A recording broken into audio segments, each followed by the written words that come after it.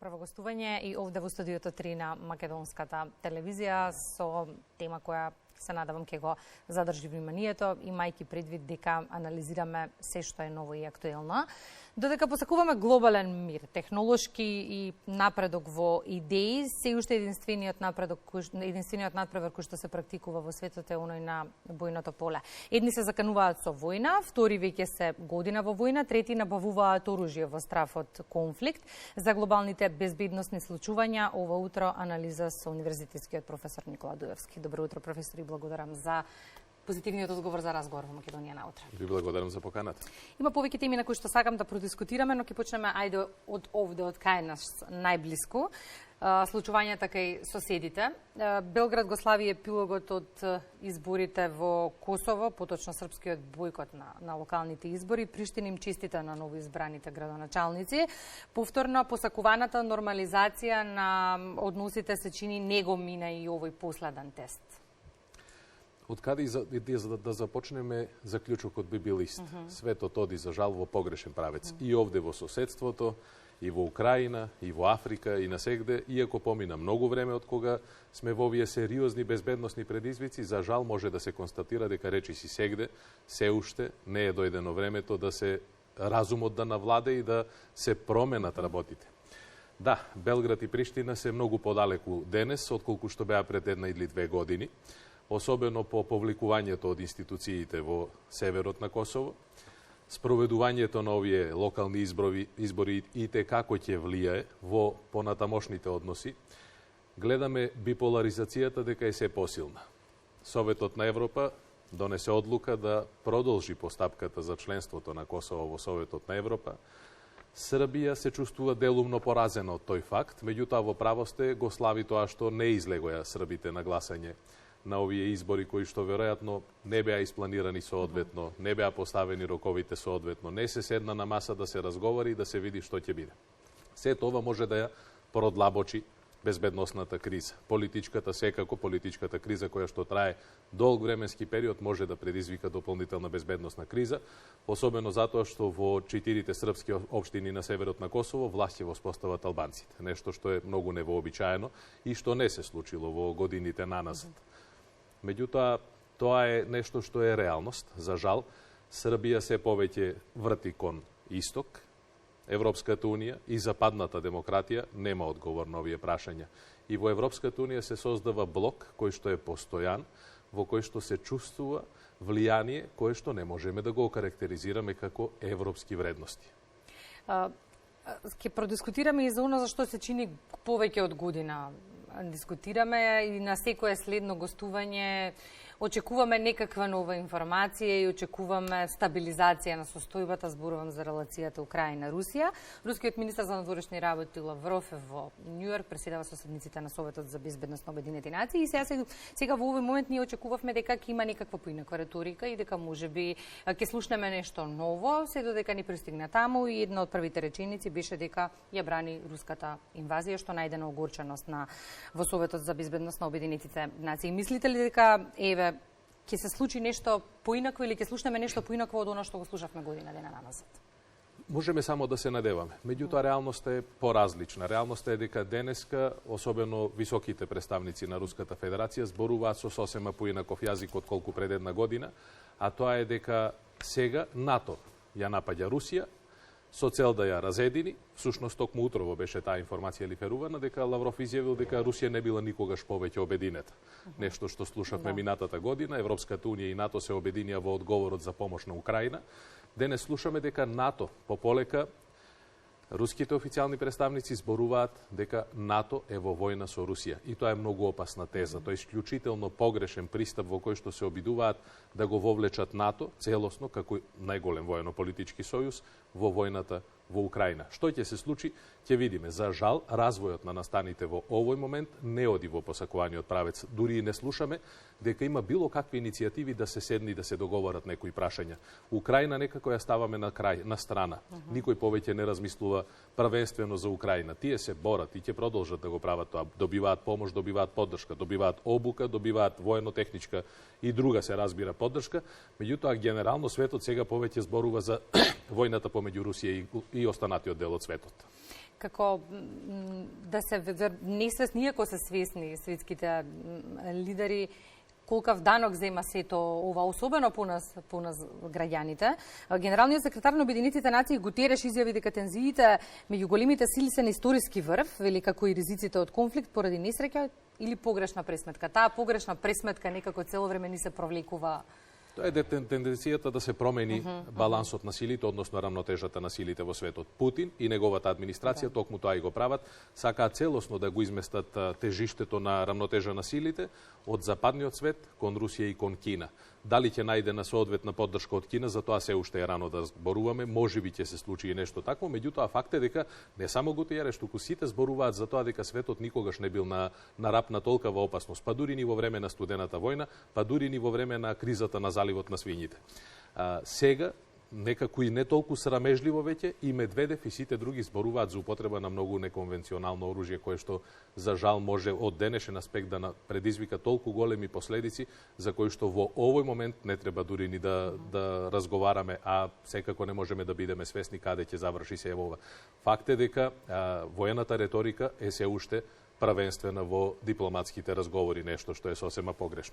Но и на порталите можеме да прочитаме секакви информации изминативе денови за тоа кој докаде е во борбата. Според последните извештаи, да речеме од линијата на фронтот во Украина, една од информациите која што може вчера да ја прочитам, украинските сили зазидоа позиции на источниот брег на реката Днепар. И сега, ако се точни извештаите дека украинските сили зазеле позиции на источниот брег, тоа многумина велат дека би било многу значајно во идејата украинските сили да ги протераат руските.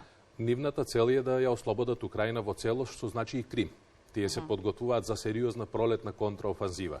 Забележани се сериозни разместувања на тешко вооружување, на голем број на војници во тој дел на фронтот. Значи дека се уште се чува во тајност кога ќе започне сето тоа се разбира, меѓутоа факт е дека тие се подготвуваат за една сериозна контраофанзива. Ми се чини дека во овој момент имаат блага предност затоа што во изминативе месец или два не претрпеа загуби како што претрпе Руската Федерација, односно силите на теренот на страната на Русија. Меѓутоа, јас мислам дека во оваа војна не можеме да очекуваме целосен победник или некој кој што целосно ќе биде поразен, затоа што и двете страни имаат толку тешко вооружување и ќе одат веројатно во исцрпувачка битка до крај, до последен човек. Мора да се најде некој поинаков начин.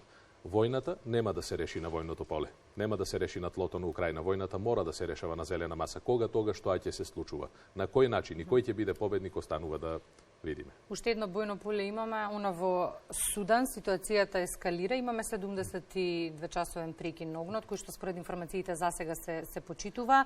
Доволен период колку да се евакуираат сите дипломати од таму. Прекин на интернетот има во моментот. Што се случува таму, професор? Таму не се случува ништо ново. Знаете, тоа како на запад ништо ново. Впрочем, има еден податок дека од 1956 година, кога Судан добива независност од Велика Британија, тие биле во мир само 11 години. И таму е постојано војна. Северот доминантно населен со католици, југот доминантно населен со, обратно се извинувам, југот е населен со католици, северот е населен со арапи. Меѓутоа, во овој момент, таму се случува една таква силна битка за превласт помеѓу двајца генерали. Едниот генерал кој е официјален началник на армијата на Судан и другиот кој што е командант на специјалните сили, исто така многу силна, да речам, армија, која што е високотехнолошки опремена со силно обучени војници, едноставно се обидуваат за превласт во владата. И ветуваат дека ќе има цивилна влада и така натаму, меѓутоа во овој момент, да, навистина, тоа е уште едно жариште во светот. Евакуацијата на странските представници во таа земја говори за тоа дека нивните информации се дека таму судирите ќе се продлабочуваат. Фактот кој што го подкрепува е дека дури и паравојната формација на Пригожин таму има своји интереси, своји цели, своја поддршка и така. Австралија ни се чини далечна, но и ковидот, кога, ако се навратам пред 3 години, кога започна целата ситуација во Кина, ни се делуваше како далечна ситуација која што никого не може да го засекне, но дојде толку блиско и сега кога сме кај конфликтиве, сака да го задржи Австралија мокниот ривал Кина подалеку од себе. Прочитав некаде дека ја забрзува набавката на ракети со голем дострел. Треба ли да го загрижува светот оваа информација? Тоа е оној пат кон поместување на рамнотежата на силите. Кина јакне, не само воено, таа јакне индустријски, таа е се уште најголемата држава според популација во светот и нивните интереси се токму такви. Тие сега се впрочем и втората економска сила, пред неколку години ги поминаа јапонците, на добар пат се да бидат рамо до рамо со американците.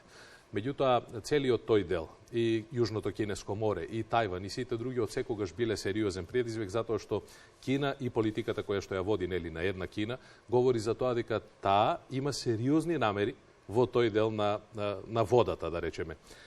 Тајван е исто така силна држава, тие имаат исклучително силна армија. Не можеме да речеме дека се со кинезите, меѓутоа да, тие доколку бидат нападнати ќе се бранат исто како што се бранат и украинците. Во таква констелација на односите никој не треба да остане равнодушен, особено не Австралија која што од тој дел на светот и не е толку голема и може релативно лесно да биде вовлечена во некој поотворен конфликт, меѓутоа не од аспект на вооружен конфликт, меѓутоа секако во некаква трговска војна, економска и така натаму. И на другиот континент нема рамнодушност, особено зборувам за Америка, особено со случувањата со Бајден и Трамп. Прочита вчера дека ќе се кандидира за нов мандат Бајден, оно што му се случува на Трамп со судскиот процес, дел од американците ги револтира, дел се задоволни.